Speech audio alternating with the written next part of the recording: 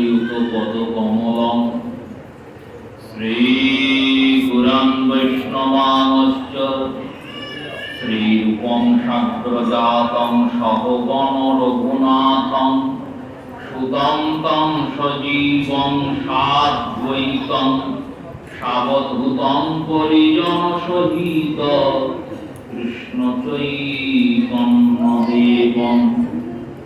श्रीराधा कृष्ण पादनो सहगण ललिता श्री विशाखानीतमश्च संसारदावानललिरहलोकं त्राणाय कारुण्यघनाघनत्वं प्राप्तस्य कल्याणगुणपूर्णवस्य वन्दे गुरौ श्रीचरणारविन्दम् यस्य प्रसाद श्री भगवत प्रसाद यस्या प्रसादं नवति कुतोऽपि ध्यायन्तु वन्तस्य यशस्त्रिसन्ध्यां वन्दे गुरौ श्रीचरणारविन्दम् गुरवे गौरचन्द्राय राधिकायै तदालिने कृष्णाय कृष्णभक्ताय तद्भक्ताय नमो नमः ब्रह्मामूलमाद्याचार्यश्च मध्यमाम् अस्मादयाचार्यपर्यन्तां वन्दे गुरु परम्पराम् अनार्पितचरिणचिरात करुणावतीर्णकलौ समर्पयतु स उन्नतो उज्ज्वलो रसां सभक्तिश्रियं हरिपुरट सुन्दरो तुति स्वदाहृदयस्कन्दरे पुरतो श्रीशचीनन्दनं तुमस्तुं चैतन्याकृतिमतिविमर्जात् परमाद्भुतय उदार्यवरयं व्रजपति कुमारं रसयतुं विशुद्ध्यश्च प्रेमनमाद मधुरप्रियसुलहरिं प्रदातु चरणेभ्यो परपद नवद्वीपप्रकटम् आनन्दलीलामय विग्रहाय दिव्य हेमाभ्य छवि सुंदराय तस्मये महाप्रेमरस प्रदायते चैतन्य चंद्राय नमस्ते नमस्ते त्रिकाल सत्याय जगन्नाथ सुताय च सभृत्याय सपुत्राय सकलत्रयते नमो नमः ओम वरहापिराभिरामं मृगमदतिलकं कुन्दलाकान्तगण्डं कञ्जांशं कुम्भकण्ठं स्मितशुभधंखं साधरे न्यस्तवेनं श्यामं शान्तं त्रिभङ्गं रविकरो वसनभूषितं वैजयन्त्या वन्दे वृन्दावन युवतिश्च शतावृत नमो ब्रह्मगोपालवेशम् नमो नलिननेत्राय वेणुवाद्यो विनोदिने श्रीराधाय धरसुधापाने शालिने वनमालिने नमो पंकजनेत्राय नमो पंकजमालिने नमो पंकजनाभाय गोविन्दाय नमो नमः रासलस विग्रहं राधिका ललिता परिवेष्टितौ माधव पंडित प्राणवल्लभ राधाकान्त सदा भजेमः श्रीराधां रासेश्वरीं रम्यां स्वर्णकुण्डलभूषितां नीलवस्त्रपरिधानां देवीं त्वं नमामि श्रीहरिप्रिये গোরোচন রূপং মনোহরশ্চ কান্তি দেহং তাম্বুল সেবা প্রদয়ে দেবী ললিতা দেব্যৈ নমো নমঃ। বৃন্দাবৈ তুলসী দেব্যৈ প্রিয়া वै কেশবস্য চ বিষ্ণু ভক্তি প্রদে দেবী সত্যবত্ত্বৈ নমো নমঃ। জয় রূপ সনাতন ভট্ট রঘুনাথ শ্রীজীব গোপাল ভট্ট দাস রঘুনাথ এই ছয় গোসাই করি চরণ বন্দন যা হইতে বিঘ্ন নাশয় অভীষ্ট পূরণ। এই ছয় গোসাই যার মুই তার দাস তা সবার পদরে নূর পঞ্চগ্রাস তাদেরও চরণ সেবী ভক্তাসনে বাস। জনমে জনমে হয় আমার এই অভিলাষ মধু স্নেহং সমাযুক্তং প্রেমাসক্ত মহাশয়ং বৃন্দাবনে রাসরতং বন্দে শ্রীমধুপণ্ডিতং। নমো ধর্মায় মহতে নমো কৃষ্ণায় বেধসে ব্রাহ্মণেভ্যো নমস্কৃত ধর্মান বক্ষে সনাতনা। বাঞ্ছা কল্পতরুর্ভস্য কৃপা সিন্ধু ভয়েব চ পতিতানাং পাবনেভ্যো বৈষ্ণবেভ্যো নমো নমঃ। সকল শ্রোতা ভক্ত বৈষ্ণব মাতৃজনেরে আমি করি নমস্কার। সবে চরণ ধুলি দেহ মস্তকে আমার। হরে কৃষ্ণ কৃষ্ণ কৃষ্ণ হরে হরে হরে রাম রাম রাম হরে হরে। শ্রী গুরু প্রেমানন্দ সীতানাথ নিতাই গৌর হরি बोल। শ্রী গুরু প্রেমানন্দ সীতানাথ নিতাই গৌর হরি बोल। শ্রী গুরু প্রেমানন্দ সীতানাথ নিতাই গৌর হরি बोल।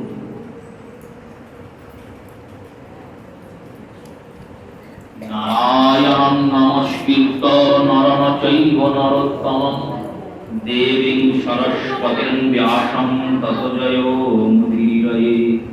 ভক্তগোষ্ঠী সঙ্গে চৈতন্য জয় জয় শুনিলে চৈতন্য কথা ভক্তি লভ্য।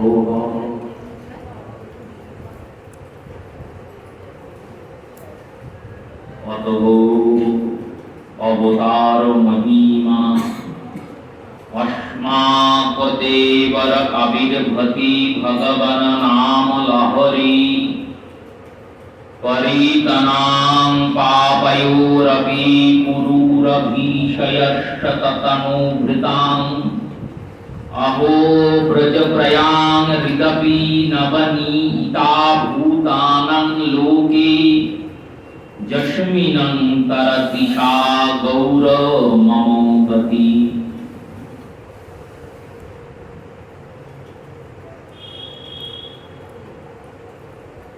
কলিযুগ পাবন অবতার রাধা কৃষ্ণ মিলিত তনু শ্রী শ্রী শ্রীমন মহাপ্রভুর কৃপা ধন্য কন্ন প্রবোধানন্দ সরস্বতী শ্রীপাদ বিরচিত চৈতন্য চন্দ্রামৃত গ্রন্থের যে অপরূপ আস্বাদন আমরা গৌর গুণ কৃপায় করে চলেছি তার সূচনা করছি। শ্লোকে শ্রীপাদ বললেন বিভ্রত বর্ণ কিমপি গণ অবতীর্ণ সৌর্ণজ্ঞ সারং দিব্যাকারং কিমপি কলয়নং বৃত্তি গোপাল বাল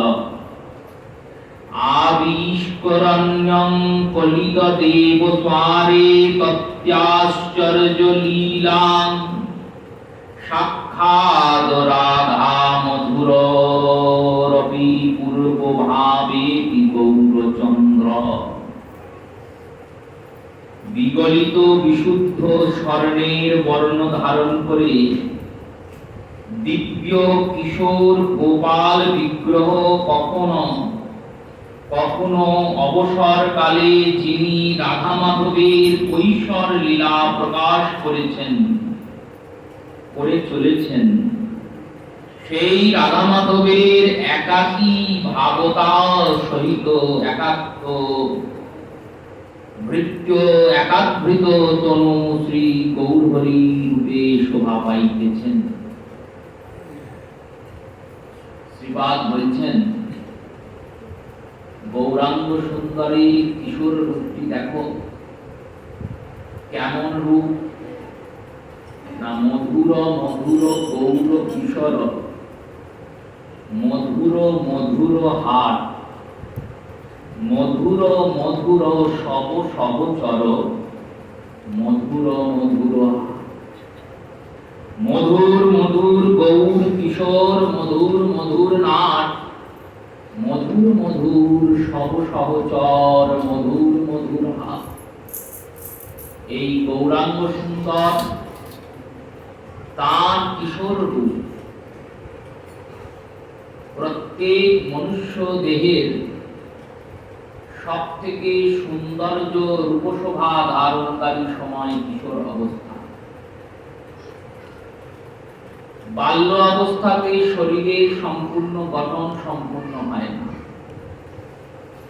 আর যৌবন অবস্থাতে গঠনটার বর্ধন অধিক হয়ে যায়, ঠিক যৌবনের প্রবেশের পূর্ব অবস্থা। বাল্য অবস্থার থেকে ঊর্ধ্বে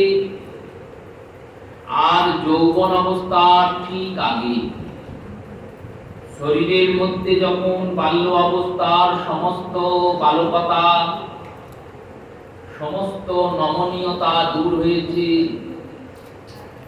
আর যৌবনের আগমন সূচক চিহ্নগুলি শরীরে বিদ্যমান হচ্ছে, এইরূপ অবস্থার নাম কিশোর অবস্থা। শ্রী ভগবান গোবিন্দের যে অনন্য মাধুর্য শক্তি, শ্রী রূপ গোস্বামী পাদ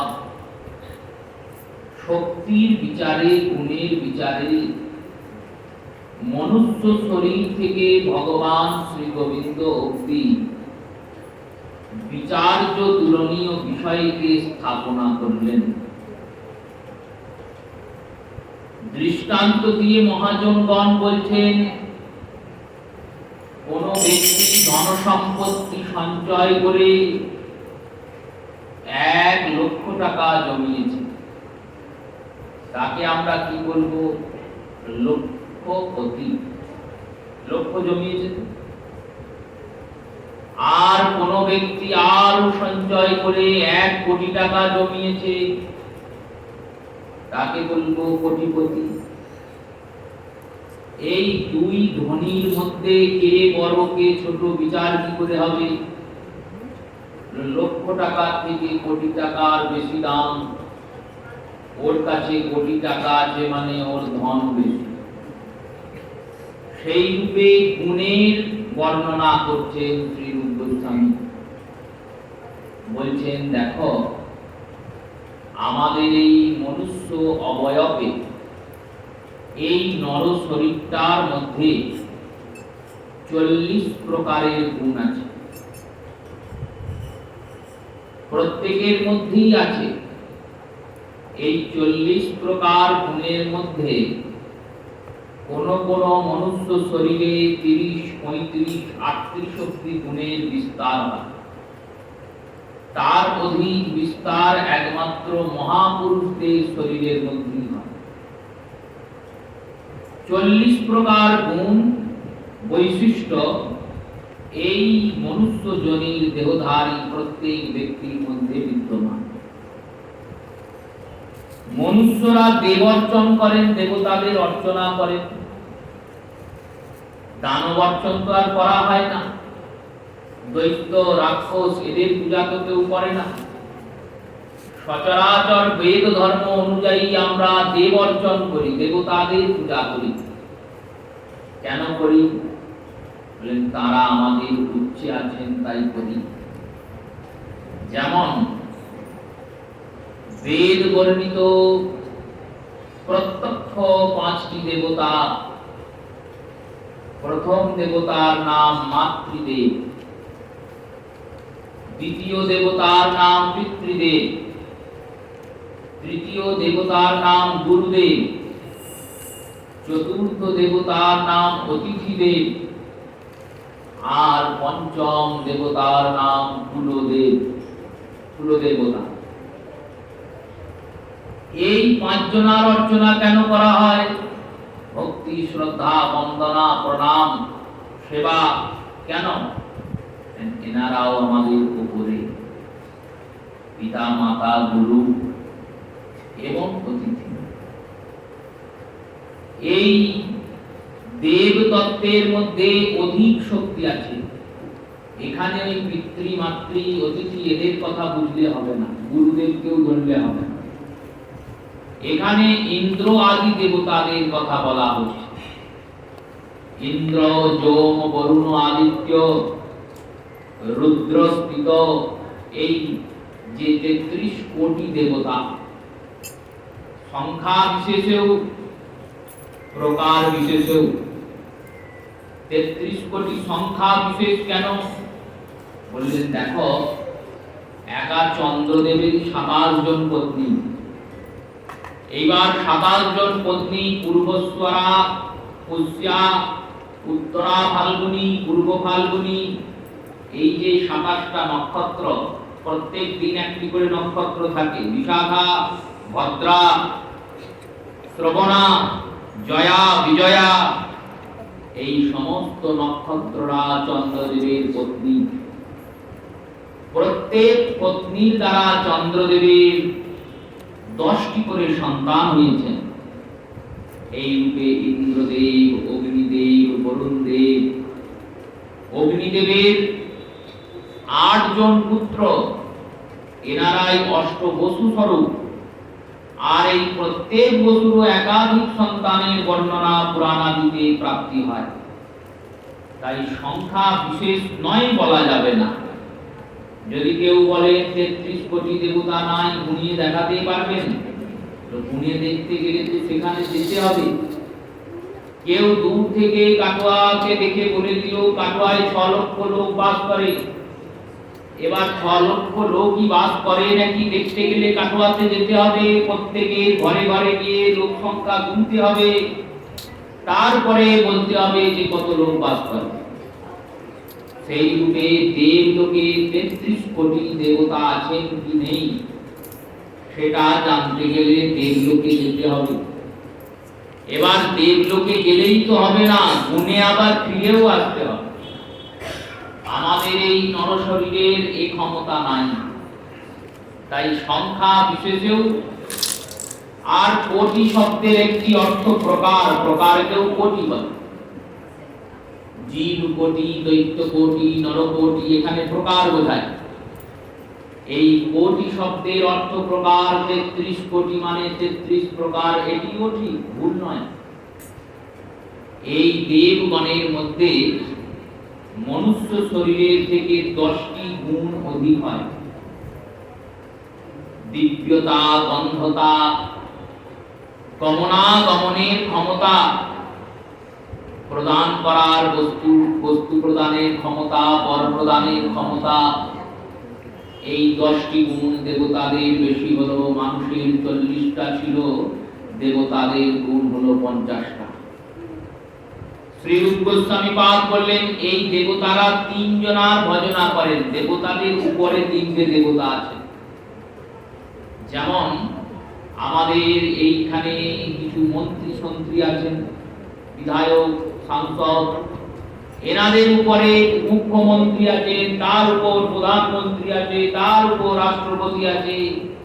এই যে আমরা দর্শন করছি, এই দর্শনের যে উপক্রম, ক্রমবিন্যাস, এই বিন্যাস তো আজকের নয়, এর আগেও ছিল। জমিদার, জমিদারের উপরে রাজা, রাজার উপরে সম্রাট, সম্রাটের উপরে চক্রবর্তী, এই ছিল। এই থাকার, এই হওয়ার, এই বিন্যাসটা পেলাম কোত্থেকে বললেন ওই দেবলোক থেকে পাওয়া গেছে। আমাদের পৃথিবী লোকের উপরে 7টা ভুবন আছে। এই লোকটির নাম ভূলোক। এরপরে ভূগোলক, তারপরে স্বলোক, তারপরে মোহলোক, তারপরে জনলোক, তারপরে তপলোক, তারপরে পিতৃলোক, তারপরে ব্রহ্মলোক। এবার এই ভূয়ের পরে যে ভূগোলক, এই ভূগোলকে কি আছে শুনুন। এই ভূগোলকে আছে গ্রহগণ। এই যে 9টি গ্রহ, এই গ্রহরা ভূগোলকের মধ্যে বিদ্যমান। এরপরে যে স্বলোক এলো, স্ব শব্দের বর্ণের উচ্চারণ কেমন? দন্তে স্বয়ে বয়ে, দন্তে স্ব নাই। এবার স্বর্গ রাজ্যের প্রথম অক্ষর কি বলেন? ওই স্ব। অর্থাৎ ওই স্বলোকে দেবতারা বাস করেন, ইন্দ্রাদি দেবতারা। এবার স্বলোকের উপরে আছে কি বললেন? মোহলোক। মোহলোকে কারা বাস করেন? মোহলোকে বাস করেন গন্ধর্বরা। এই গন্ধর্বগণদের মধ্যে একজন অপ্সরা আছেন যার নাম মোহিনী। এই মোহিনী ওই মোহলোকে জাত, এই কারণে এনার নাম মোহিনী। এরপর জনলোক। এই জনলোকে কারা বাস করেন? জনলোকে বাস করেন ঋষিগণেরা। যারা ঋষিগণ, তারা গিয়ে বাস করেন। ঋষিদের মধ্যেও 2 প্রকারের ঋষি, ব্রহ্মচারী ঋষি বাস করেন এই জনলোকে। আর জনের উপরে যে তপলোক, সেখানে বাস করেন মূল ঋষিরা, বশিষ্ঠ, অঙ্গিরা, অত্রি, পরাশর আদি, যারা কখনো অনিত্য নয়, নিত্যপদধারী। এই মূল ঋষিরা বাস করেন তপলোকে। আর তপলোকের উপরে একটি লোক আছে, তার নাম পিতৃলোক। এই পিতৃলোকে বাস করেন ভজনশীল জীবাত্মারা, যারা কৃষ্ণ ভজন করেছেন, কিন্তু করার পর অপেক্ষা করছেন যেটুকু বাকি আছে সেইটুকু পাওয়ার জন্য কবে জন্মাবো। এই পিতৃলোকের যিনি রাজা, তার নাম অর্যমা। এই অর্যমা নামক রাজাকে সর্বত্র সমস্ত কর্মকাণ্ডে আহ্বান করা হয়। সমস্ত কর্মকাণ্ডে, আমাদের যত বৈদিক কর্মকাণ্ড আছে, বৃদ্ধি শ্রাদ্ধা আদি যত কর্ম আছে, প্রত্যেক কর্মকাণ্ডে যে কুশ দ্বারা ব্রাহ্মণ নির্মাণ করা হয়, এই কুশ দ্বারা যে ব্রাহ্মণের নির্মাণ, যাকে স্নান করানো হয়, আদি বাদ্য অর্ঘ্য আদি প্রদান করানো হয়, ইনি হলেন অর্যমা। এই অর্যমা রাজা পিতৃলোকে বসে আছেন, আর ভজনশীল জীবাত্মারা পিতৃলোকে অবস্থান করছেন। পিতৃলোকের উপর ব্রহ্মলোক, সেখানে স্বয়ং ব্রহ্মা বসে আছেন। ব্রহ্মলোকের উপর সত্যলোক, সেখানে স্বয়ং দেব দেবেশ্বর নারায়ণ বসে আছেন। এই রূপে 7টা ভুবন আমাদের উপরে। আর এর তলাতেও 6টা ভুবন আছে। পৃথিবীর তলাতে একবারে পাতাল। এই 14টা ভুবন পরম্পরা বিদ্যমান। তলায় মানে মাটি খুঁড়লে পাওয়া যাবে না। আমরা ভাবি তলায় মানে পৃথিবী খুঁড়লেই পাতালে পৌঁছে যাবে। পৃথিবী একটি আলাদা লোক, তো এই রকমই কোন ক্ষেত্রে কোন স্থানে ব্রহ্মাণ্ডের ওই লোকগুলি বিদ্যমান। সেই রূপে দেবতাদের উপরে 3 জন দেব আছেন, ব্রহ্মা, বিষ্ণু, মহেশ্বর। শ্রীরূপ গোস্বামী পাদ বললেন, ব্রহ্মা আর শিবের মধ্যে দেবতাদের থেকেও 5টি গুণ অধিক আছে, 55টি গুণ। আর এনাদের উপরে ভগবান বৈকুণ্ঠস্থায়ী বিষ্ণু, যিনি অনন্তস্থায়ী, গর্ভস্থায়ী, শেষস্থায়ী, কারণবৎস্থায়ী, এই 5 প্রকারে অবস্থান করছেন। এই মহাবিষ্ণু স্বরূপ, এই বৈকুণ্ঠেশ্বর, তার মধ্যে আরো 5টা গুণ বেশি আছে। 55 আর 5 60 হলো ভগবান শ্রী হরি নারায়ণের মধ্যে এই 60 প্রকারের গুণ আছে। এই বৈকুণ্ঠ লোকের উপরে বিরজা নদী। কেমন নদীটি? বললেন, নদীর মধ্যে কোন নুড়ি ভেসে বেড়াচ্ছে। এবার ওই নুড়িটাকে দেখতে কেমন লাগছে? বললো নুড়ির মতোই লাগছে। ছোট্ট একটা ক্ষুদ্র বস্তু। এই নুড়িটাকে নিয়ে গিয়ে যদি মাইক্রোস্কোপের তলায় ধরা হয়, অনুবীক্ষণ যন্ত্রের তলায়, ওই নুড়িটা কত বড় হবে জানেন? এত বড় হবে, দেখে মনে হবে একটা আস্ত ব্রহ্মাণ্ড বসে আছে নুড়িটার ভিতরে। ওই নুড়িটা যেমন ভেসে বেড়াচ্ছে, সেই রকম বিরজা নদীতে অনন্ত কোটি আকাশ গঙ্গা ভেসে বেড়াচ্ছে, অনন্ত কোটি। এই অনন্ত কোটি আকাশ গঙ্গাকে যিনি নিয়ে বসে আছেন, সেই নদীটার নাম বিরজা নদী। আর এই বিরজা নদীর উপরে যে ধামটি, একটি অদ্বিতীয় ধাম, এ ধামের কোনো দ্বিতীয় নাই। এই 14 ভুবন প্রত্যেক ব্রহ্মাণ্ডেই আছে, প্রত্যেক ব্রহ্মাণ্ডেই পৃথক পৃথক পৃথিবী আছে, প্রত্যেক ব্রহ্মাণ্ডেই পৃথক পৃথক ভূলোক, সহলোক, মহলোক, জনলোক, তপলোক সব আছে। প্রত্যেক ব্রহ্মাণ্ডেই ব্রহ্মা, বিষ্ণু, মহেশ্বর বসে আছে। কিন্তু ওই সমস্ত ব্রহ্মাণ্ডের উপরে যে ধাম, সেই গোলক বৃন্দাবনে আমার রাধাকান্ত বসে আছেন। এই অনন্ত কোটি ব্রহ্মাণ্ডের প্রত্যেক ব্রহ্মাণ্ডের বিষ্ণু চিন্তন করছেন ওই সর্বেশ্বর কৃষ্ণের ওই সচ্চিদানন্দ ঘন বিগ্রহের চিন্তন। তার তাহলে কটি শক্তি বেশি হবে? শক্তি বেশিতে তো সবার উপরে পৌঁছাবে। মানুষের ৪৪ প্রকার শক্তি থেকে আমাদের যাত্রা শুরু হয়েছে। সেই যাত্রা নারায়ণে গিয়ে পৌঁছালাম ৬০ প্রকারের শক্তি নারায়ণের। তার থেকেও ৪ প্রকার অধিক শক্তি ভগবান শ্রীকৃষ্ণের। এই ৪ প্রকার যে অধিক শক্তি, এই ৪ প্রকার অধিক শক্তি ঐশ্বর্য শক্তি নয়, মাধুর্য শক্তি। এই ৪ প্রকার শক্তিকে মাধুর্য নাম দিয়েছে শ্রীরূপ গোস্বামী। বললেন দেখো, কৃষ্ণের মধ্যে ওই ৬০ প্রকার শক্তি সব আছে, কোনোটা বাদ নেই।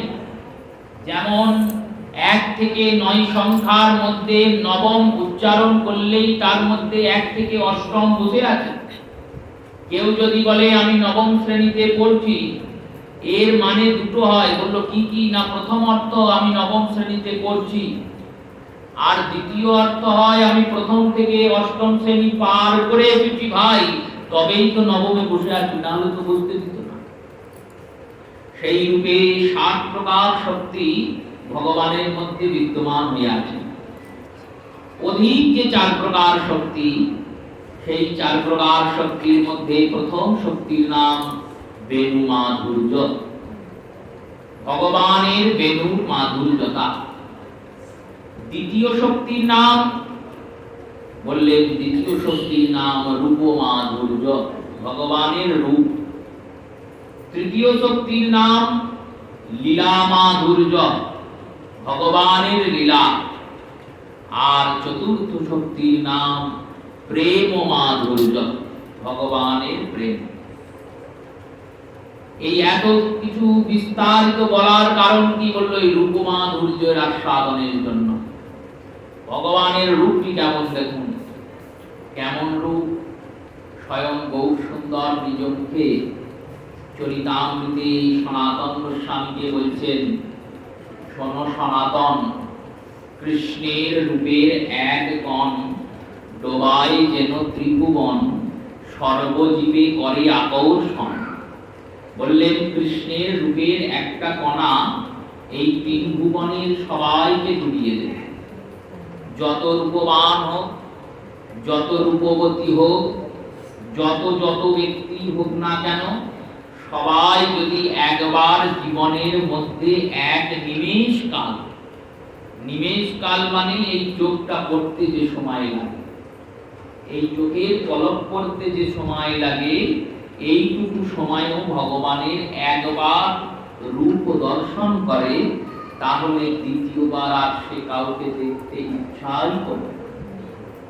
সে চিন্তন করবে, যাকে দেখলাম তাকে আবার কখন দেখব, আর কিছু তার ভালো লাগবে না, পাগল হয়ে যাবে। এমনই রূপ, সর্বজীবে করে আকর্ষণ। রূপটা কেমন প্রভু বললেন, কৃষ্ণের যতেক খেলা, সর্বোত্তম নরলীলা, নরবপু তাহার স্বরূপ, গোপবেশ বেণুকর, নবকিশোর নটবর, নরলীলার হয় অপরূপ। কৃষ্ণের যতে খেলা, কৃষ্ণ খেলছেন তো, যিনি সর্বেশ্বর তার তো কোনো কাজ নাই। দেখুন, কর্মচারীদের কাজ হয়, সেবকদের কাজ হয়, ভৃত্যদের কাজ হয়, রাজার কি কাজ? রাজারও যদি কাজ থাকে, রাজার ছেলের তো আর কোনো কাজই নেই। রাজার তবুও কাজ আছে। কি কাজ বললো? রাজ্য পালন করতে হবে, শাসন করতে হবে। রাজার ছেলের আবার কি কাজ? সে তো মনের আনন্দে খেলা করবে। ইনি তো নন্দরাজের পুত্র, নন্দরাজ পুত্র। এই রাজপুত্রেও কি করেন? বলছেন সবসময় খেলা করছেন।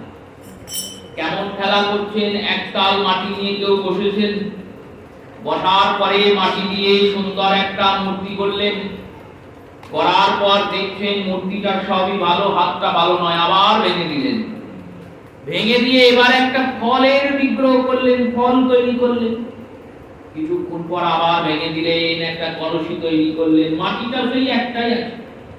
সেই রূপে ভগবান এই অনন্য পঞ্চভূত সমন্বিত করে ক্ষিতীয় তেজ মরুদবংকে একাভূত করে কখনো সৃষ্টি করছেন, কখনো ভাবছেন সৃষ্টিটা ভালো নয়, ভেঙে দিচ্ছেন, লন্ডভন্ড করছেন। এই খেলা চলছে। কখনো কাউকে জন্ম দিচ্ছেন, কখনো কাউকে নাশ করছেন, কখনো কাউকে পালন করছেন। খেলা, কৃষ্ণের যতিক খেলা। বললেন এই সব খেলার মধ্যে শ্রেষ্ঠ খেলা কোনটা জানো? তো কোনটা? সর্বোত্তম নরলীলা। ভগবান যখন নরশরীর ধারণ করেন, কেন করেন? কেন এই লীলা সর্বোত্তম? তিনি গোলকে বসে আছেন ওই অতটা দূরে। কত দূরে দেখুন, স্বলোক মহলোক জনলোক, ওই সাতটা ভুবন পার করে বৈকুণ্ঠ, বৈকুণ্ঠ পার করে বিরজা, বিরজা পার করে গোলক। আমাদের কি সে ভজনের ক্ষমতা আছে অত দূর পৌঁছাবো? অত দূর যাবো, যেতে পারবো সে ক্ষমতা আছে, অধিকার আছে, যোগ্যতা আছে? নাই তো। এখানে যতগুলো দেহ নিয়ে আমরা বসে আছি, আমরা কি প্রভুর ওই চরণ স্পর্শ করার অধিকার পাবো? পাবো না। কারণ অধিকার হয় নাই, প্রভু অঙ্গীকার করেন নাই। যোগ্যতা হয়েছে, যোগ্যতা হলেও অঙ্গীকার করতে হবে তো। অঙ্গীকার না করলে কি করে হবে? তুমি খুব যোগ্য ব্যক্তি, পড়াশোনা করেছো, পরীক্ষা দিয়েছো বারবার, কিন্তু পরীক্ষা দিয়েও চাকরি পাও নাই। অধিকার তোমার আছে, যোগ্যতা তোমার আছে, কিন্তু অধিকার নাই, চাকরি পাওনি। তোমার বন্ধু চাকরি পেয়েছে, স্কুলে শিক্ষকতা করছে, গিয়েছো, গিয়ে বলছো তুই তো পড়াচ্ছিস, তোর যা যোগ্যতা আমারও তাই যোগ্যতা। শুনবে? তাহলে তুই একদিন না পড়া, সেদিন আমি পড়াই। পড়াতে যেতেও পারো, কিন্তু স্কুল শুনবে না, বিদ্যালয় থেকে তোমায় বের করে দেবে। তুমি যতই শিক্ষিত হও, তুমি তো চাকরি পাওনি। যোগ্যতা থাকলে অধিকার নাই, অধিকার নাই বলে পড়াতে দেবে না। সেই রূপে ভগবানের ভজনা করছি। ভজনা করছি মানে ভগবানকে পেয়ে গেছি, ভজনা করছি মানে পাওয়ার চেষ্টা করছি। চেষ্টা করতে করতে পাবো কে? পাবে কে? বলল যাকে ভগবান অঙ্গীকার করবেন সে পাবে। ভগবান যাকে গ্রহণ করবেন। তাহলে কেন করব ভজনা?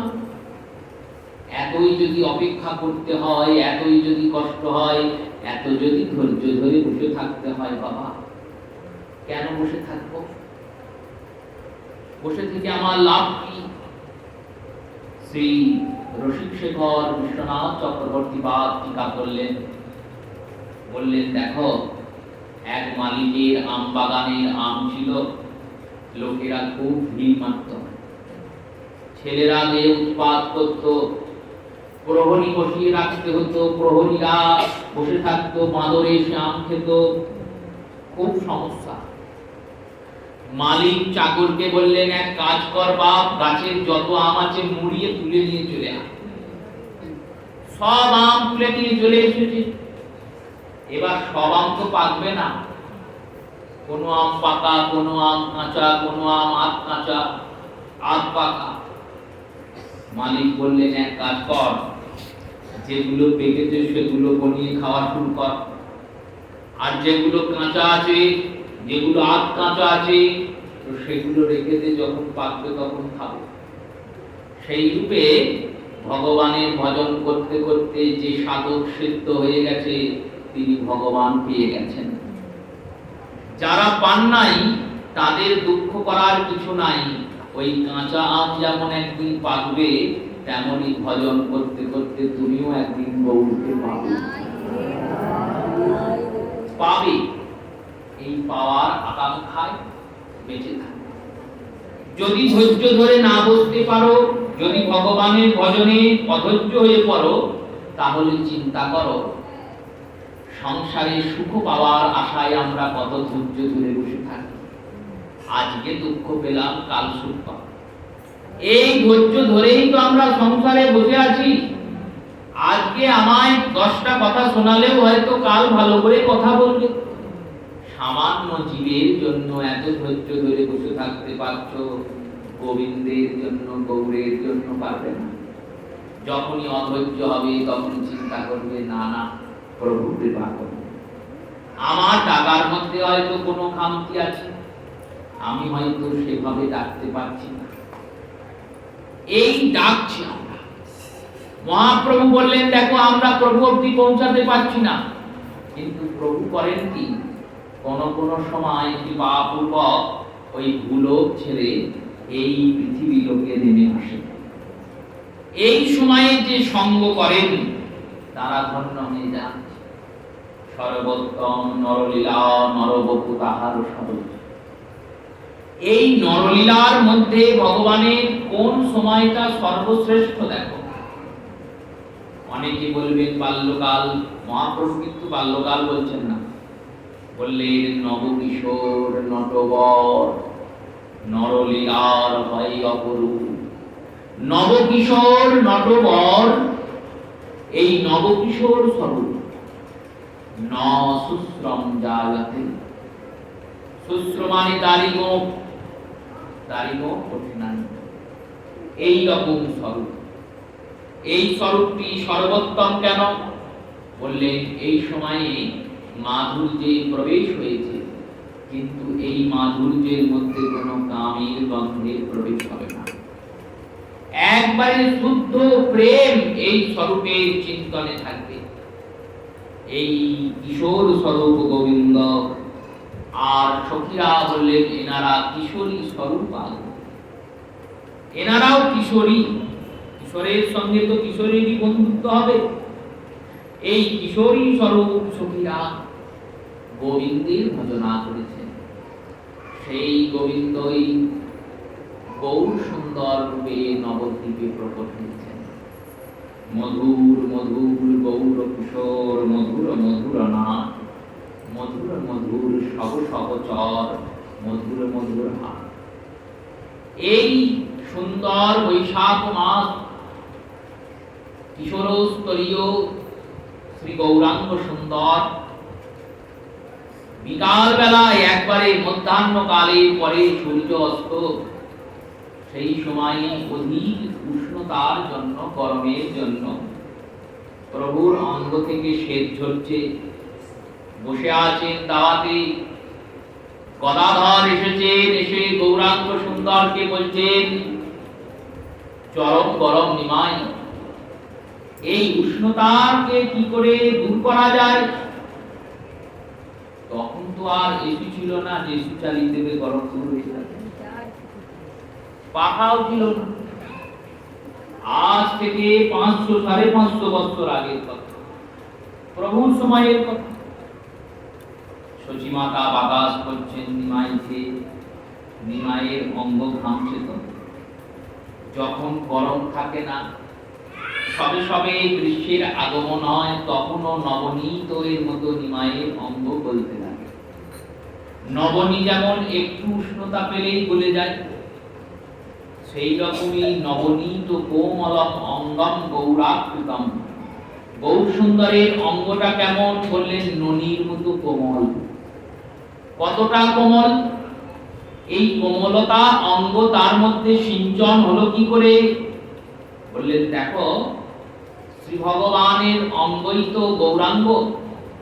শ্রী ভগবান গোবিন্দ অন্তরে বসে আছেন, আর শ্রীমতী বাইরে শ্রী গৌরাঙ্গ রূপমাধুরীতে মাধুরাবৃত হয়ে আছে। রাসলীলা থেকে শ্রী শ্যামসুন্দর প্রিয়া শ্রী বিশ্ববানন্দিনী কীর্তিদা দুলারী তিনি বেরিয়েছেন, চিন্তন করছেন, রাসে দেখছেন ভগবান প্রত্যেক গভীর দাসত্ব করছেন। মনে মনে খেদ হচ্ছে, ভাবছেন আমি তো প্রভুকে মিনতি করেছিলাম, আমি যেমন করে তোমাকে প্রাপ্তি করি। এই গোপীরা মা কাত্যায়নী অর্চনা করেছে, কাত্যায়নী মহামায়ে মহাযোগিনী ত্রিশ্বরী নন্দ গোপ সুতম কৃষ্ণপতি মুকুরতে নম। এই গোপীরা মা কাত্যায়নীকে দেখেছে, তুমিও এদের কাছে ওই ভাবি। কিন্তু অধিকারী নয় চাই ধর্ম আচরিতে, অচিরাত বিনাশ পায় সে হাসিতে ফেলিতে। যদি অধিকার না থাকে, তুমি সেই ধর্মের আচরণ করতে বসো, তাহলে তোমার অবশ্যম্ভাবী বিনাশ। ভস্মাসুর নামক এক অসুরের লীলা প্রাপ্তি হয় পুরাণে। মহাদেব বর দিয়েছেন, যার মাথায় হাত দেবে সেই অসুর। বর দেওয়ার পরে ভোলানাথ আশুতোষ বলছেন, যাও এবার চলে যাও। বর যখন দিতে গিয়েছেন, মহাদেব একা যান নাই, সঙ্গে করে দেবীকেও সঙ্গে নিয়ে গিয়েছেন। মনে মনে ভাবছেন, শ্রীলক্ষ্মীকে নিয়ে নারায়ণ বিভিন্ন জায়গায় ভক্তদের বর দিতে যান, আমিও তো পার্বতীকে নিয়ে যাই, হর পার্বতী একত্রে গিয়েছেন। এবার অসুররা তামসিক গুণসম্পন্ন, তিনি চিন্তা করছেন যদি শিবকে শেষ করে দিই তাহলে এই কন্যা আমার হবে। বললেন বরটা ফলবে কি করে, প্রমাণ করে দেখো। কি করে প্রমাণ করবো? বললো কারুর মাথায় হাত দাও, দেখো সে ভস্ম হয়ে যাবে। কাউকে তো এখানে পাচ্ছি না, তাহলে আপনার মাথা দিয়ে হাত দিই। এবার শিব ছুটছেন আর উনিও ছুটছেন। এই যে বর দেওয়ান, ওনাকে ওই বর দেনায়ের অধিকার ছিল না, তবু দিয়েছেন। এইবার অনধিকার ব্যক্তি অধিকার পেয়েছে, দেখুন কি অবস্থা। একটা হেতু করে বর দিতে হতো, তো বরের তো একটা অতিক্রম থাকবে। এনারা অন্তর্যামী ভগবান, অন্তরের ভাব গতি সব জানেন, জেনেও যদি বর দেন তাহলে সেই বরের কুফলে এনাদেরই করতে হবে। ছুটছেন স্বর্গমর্ত পাতাল, শিব যেখানে ছোটে, ভস্মাসুরও পিছনে পিছনে ছোটে। শেষ বেশ ভগবানের শরণাপন্ন হয়েছেন। ভগবান মোহিনী রূপ ধরে এসেছেন, আর মোহিনী রূপ ধরে এসে যেই দাঁড়িয়েছেন, অমনি কিন্তু নারীতেই আসক্ত ছিল, পার্বতীকে পত্নী রূপে পাবার জন্য তো শিবকে ছাই করতে বসেছিল। শিবকে বলেছেন আপনি মক্ষিকার রূপ ধরে, মাছি রূপ ধরে এখানে বসুন। শিব বুঝে আছে। আর ইনি মোহিনী রূপ ধরে গিয়ে বলছেন, তুমি এত সুন্দর দেখতে, এত শক্তিশালী ব্যক্তি, দেখে তোমার পরাক্রম সিদ্ধ হচ্ছে। তোমার নাম কি বলেছেন? আমার নাম ভস্মাসুর, আমি বরেই বড়বান, আমি অমর। অমর কি করে? আমার একটা বর আছে। কি বর? আমি যার মাথায় হাত দেবো সে ভস্ম হয়ে যাবে। তাই আবার ভাই নাকি আমার মাথায় হাত দাও? না, তোমার মাথায় হাত দেওয়া যাবে না। কেন? তুমি ভস্ম হয়ে গেলে আমি বিয়ে করবো নাকি? মোহিনী রূপে ভগবান বলছেন, তাহলে আমাকে বিয়ে করবে? হ্যাঁ, আমার একটা শর্ত আছে। কি শর্ত? আমি নাচ করতে পারি, তো আমাকে নাচে যে হারাতে পারবে আমি তাকে বিয়ে করব। ইনি ভাবছেন নাচ করতে পারে, আমি তো পারি না, তাহলে আমি এমনি হেরে যাব। কি করে করতে হবে? বললে আমি যেমন যেমন নাচবো তুমিও তেমন তেমন নাচো। এনার তো নিত্যেও অধিকার নাই, যোগ্যতাও নাই, জানা নাই। এবার অজানা বিষয় যদি কেউ পারদর্শিতা নিয়ে নিজের অবধতা নিয়ে, অহংকারতা নিয়ে, অভিমানতা নিয়ে যদি সেই বিষয়ে প্রবেশ করে, তাহলে সে তো ফেল করবে। এই ভাবছেন যদি হেরে যাই তাহলে তো পাবো না, যদি জিতে যাই তাহলে তো পাবো। লোভ আছে, লোভবশত নৃত্য করছেন, ভগবান নৃত্য করছেন। এবার নৃত্য করতে করতে ভগবান প্রথমে হাতটা কাঁধে রেখেছেন, এ বেটাও হাতটা কাঁধে রেখেছেন, তারপর থুতনিতে রেখেছেন। মুদ্রা এক একটা নৃত্যে, ইনিও থুতনিতে রেখেছেন। আর এই করতে করতে নিজের মাথায় হাত রেখেছেন, কেউ নিজের মাথায় হাত রেখেছেন। ভস্মাসুর ভস্ম হয়ে গেছে। এই অধিকার ছাড়া ভজন, অধিকারী নয় চাই ধর্ম আচরিতে, অচিরার বিনাশ পায় সে হাসিতে। অধিকার ছাড়া ভজন করলে এইরকম। গৌরাঙ্গ সুন্দর বলছেন, তাই দেখো অধিকারটা কেমন হবে। নবকিশোর নটবর নরলীলার হয় অপরূপ, গোপবেশ বেণুকর। যে সে কৃষ্ণ ভজনে আশ্রয়ী নয় আমাদের, আমাদের ভজনধ্বন যে সে কৃষ্ণ নন। গোপবেশ, গোপ ফুলে জাত, যিনি আপাদমস্তক গোপ, সেই গোপবেশ। আর বললেন গোপবেশের, এবার গোপবেশে ভগবানের পার্থক্য দেখুন। গোপবেশ ধরে ভগবান ননি চুরি করছেন, যে ননি চুরি করছে গোপাল সেও তো গোপবেশধারী, যে গোচারণ করছে সেও গোপবেশধারী, যে মা যশোদার কোলে বসে বসে ননি খাচ্ছে সেও গোপবেশধারী। বললেন না না, এগুলো নয়, গোপবেশ বেণুকর, হাতে বাঁশি নিয়ে বাজাচ্ছে। আর নবকিশোর নটবর, নবকিশোর নটবর, নরলীলার হয় অপরূপ। গৌরাঙ্গ সুন্দরের অঙ্গ নবনীতে থেকেও কোমল, কোমলতার প্রমাণ দিচ্ছেন শাস্ত্র। গোপীরা মঞ্জুরিরা পুষ্পসজ্জার নির্মাণ করেছেন, ফুলের বিছানা পাতিয়েছেন, ফুলের বিছানার ফুলের বালিশ, তাহার মধ্যে রাধাকান্ত ছাড়েন বালিশ। এই শুয়েছেন, কেমন শুয়েছেন না, মাধব ভুজকে বালিশ করিয়া অলস করিল দেব। মাধবের বাম ভুজকে বালিশ করেছেন বৃষভানু দুলারি, আর অলসে আবেশে শুয়াছেন অলসিত। শ্রী উজ্জ্বল নীলমণিতে রূপগোস্বামী পাদ শোনাচ্ছেন, রতি মঞ্জুরি এসেছেন।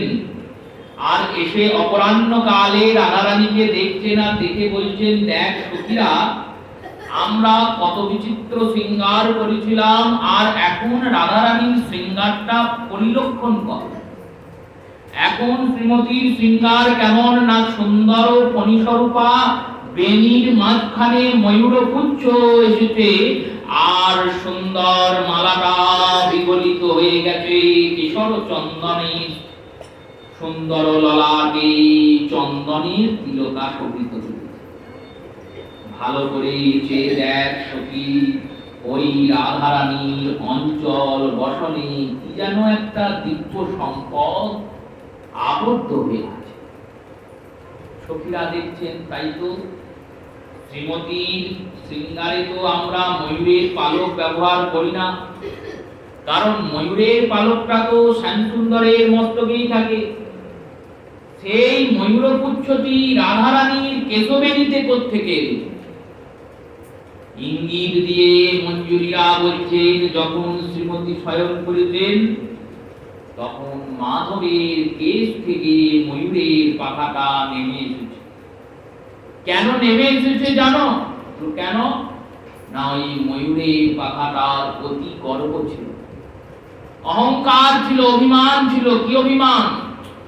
যিনি জগতের ঈশ্বরেশ্বর, যাকে অনন্ত কোটি ব্রহ্মা বিষ্ণু মহেশ্বর দিবারাত্র স্তবস্তুতি করেন, সেই অনাদিরাদি সচ্চিদানন্দ ঘন গোবিন্দ, তার মাথার উপরে আমি বসে থাকি। চিন্তা করুন, বাঁশ বেশি দামি না কঞ্চি বেশি দামি? বাঁশের থেকে কঞ্চির দামই বেশি হয়। বাঁশ থেকেই জাত, কিন্তু দাম বেশি হয়। সেব্যের দাম বেশি না সেবকের দাম বেশি? সেবকের দাম বেশি। বাড়ির কর্তার দাম বেশি না গিন্নির দাম বেশি? এটা তো বলতে পারবেন, গিন্নির দাম বেশি। কর্তার সঙ্গে খুব ভাব আপনার, গিন্নির সঙ্গে ঝগড়া। তার বাড়িতে যদি যান এক কাপ চাও পাবেন না। কর্তার ক্ষমতা নাই দেওয়ার, সেবকের সঙ্গে যদি ভাবনা থাকে সেব্যের প্রসাদ হবেন। সেই রূপে ভগবানের থেকে ময়ূরের পাখার অভিমান আরো বেশি। কেন বলে আমি ভগবানের মাথায় আছি। এবার যখন রাসরজনীতে দেখেছেন, মানভঞ্জনে দেখেছেন শ্রী গোবিন্দ এসে দাঁড়িয়ে আছেন, আর প্রধান্বিত অভিমান্বিত রাধারানী মাথাটা হেঁট করে বসে আছেন, আর মাধব বলছে চাহ মুখ তুলি রাই, চাহ মুখ তুলি পরশিতে দিতে চাও চরণেরও ধুলি। ওই তখন ওর অভিমান চলে গেছে। আর যখন মাধবের বাম হাতকে বালিশ করে রাধারানী শয়ন করেছেন, তখন ভাবছেন আর মাধবের মাথায় থাকবো না, আজ থেকে আমি রাধারানীর মস্তকে থাকবো। এই চিন্তন করে মাধব শির থেকে ঝাঁপ দিয়ে রাধারানীর বেনিতে গিয়ে পড়েছেন। বেনিতে গিয়ে পড়েছেন, রাধারানীর বেনিতে পড়েছেন। এই স্থানে শ্রী রতিমঞ্জুরি বলছেন, গোবিন্দ যখন পার্শ্ব পরিবর্তন করেন, পাশ ফেরেন, ওই ফুলের বিছানার ফুলেরও বালি, তাহার মধ্যে রাধাকান্ত ছাড়েন আলিশ। আলিশ ছাড়লে কি হবে? পাশ ফিরবে তো। এই পাশ ফেরেন যখন, তখন গোবিন্দের পৃষ্ঠদেশে পিঠে ফুলের পাপড়ির দাগ হয়ে যায়। ফুলের পাপড়ি কতটা কোমল, সেই কোমল পাপড়ির দাগ গোবিন্দের অঙ্গে হয়, তাহলে অঙ্গটা কতটা কোমল চিন্তন করুন। সেই অঙ্গাত অঙ্গিত ভূত গৌরাঙ্গ চন্দ্র তিনি বসে আছেন, সচিমাতা বাতাস করছেন।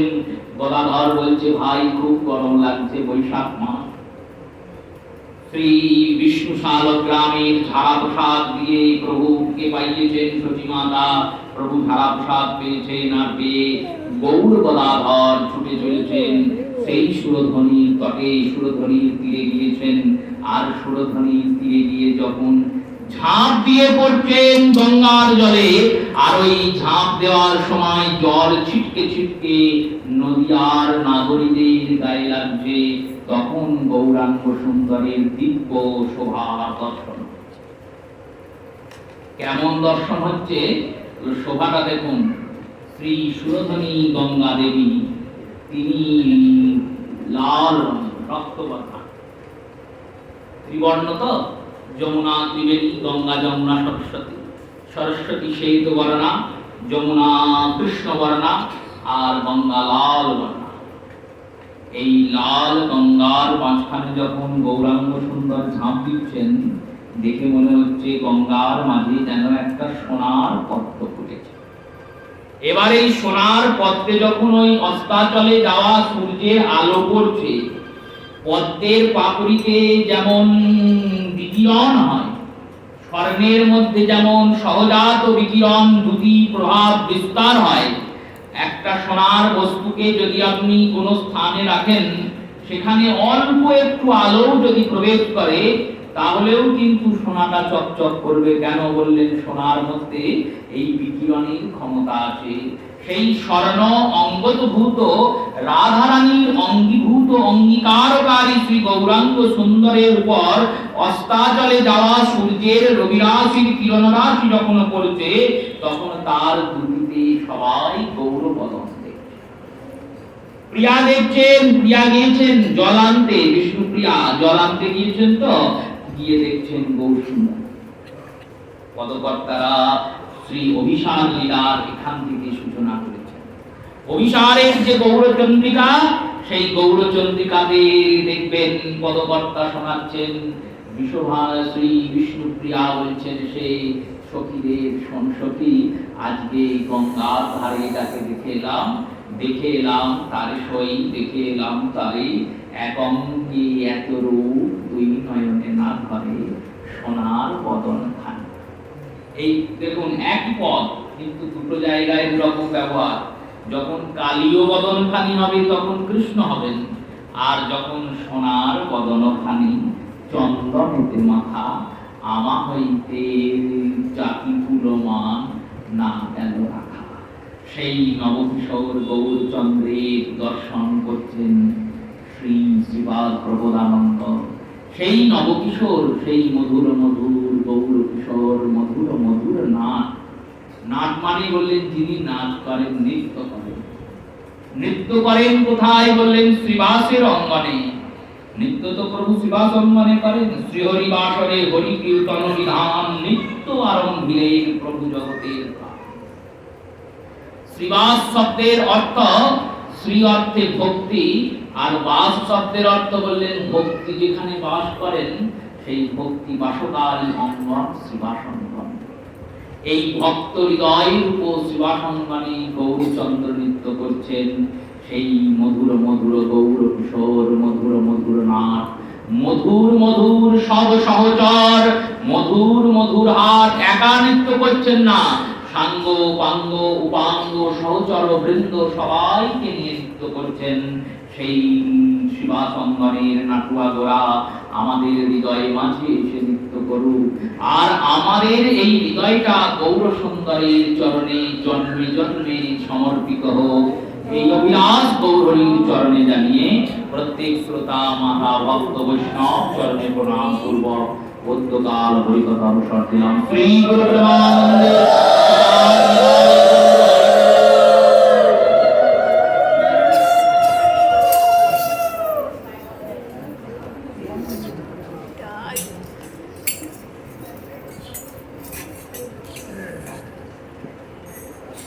আগামীকাল সন্ধ্যা 7টায় হরিসভা পাড়ায় হীরাদির বাড়ি হরিকথা হবে।